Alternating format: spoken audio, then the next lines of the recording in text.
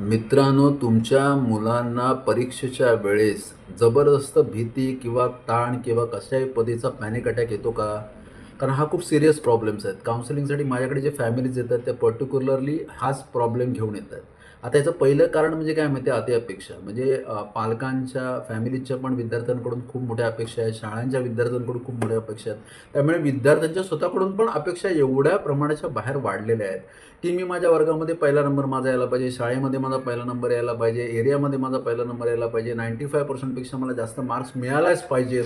असा जो अट्टहास आहे मित्रांनो, तो अट्टहास आपण बंद केला पाहिजे आणि आपलं जे काही फोकस आहे मित्रांनो, ते आपण असं ठेवलं पाहिजे, की मी जास्तीत जास्त प्रयत्न करेन, माझं बेस्ट टू बेस्ट देईन आणि मी क्रॅक करेन एक्झाम. दुसरी गोष्ट मित्रांनो, आपल्याला जे मार्क्स मिळतात, हे मार्क्स जे आहेत, ते आपल्या अभ्यासाचं मूल्यमापन करतात मित्रांनो. आपल्या बुद्धिमत्तेचं किंवा गुणवत्तेचं नाही.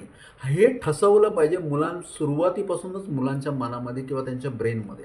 त्यामुळे कसा त्यांचा ऑप्टिमिस्टिक अप्रोच राहतो. ते प्रोसेस ओरिएंटेड राहतात आणि त्याचा स्ट्रेस त्यांच्यावर येत नाही.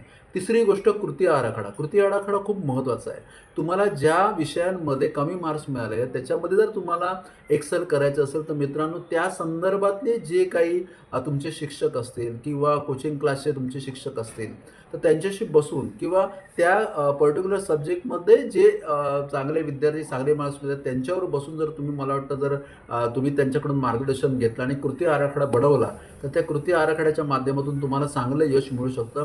तर मी सर्वांना बेस्ट ऑफ लक देतो, ऑल दी बेस्ट देतो आणि त्याचबरोबर मित्रांनो, REBT थेरपीच्या माध्यमातून आपण अशा मुलांना, अशा विद्यार्थ्यांना खूप चांगल्या पद्धतीने हेल्प करू शकतो. त्यांच्या पॅरेंट्सना पण आपण हेल्प करू शकतो. आपले सेशन्स होतात. तुम्हाला जर याच्यामध्ये असं वाटत असेल, की अशा पद्धतीची हेल्प आपण घेऊया, तर मित्रांनो, समुपदेशन तुम्हाला नक्कीच याच्यामध्ये मदत करेल. Thank you so much and have a nice day.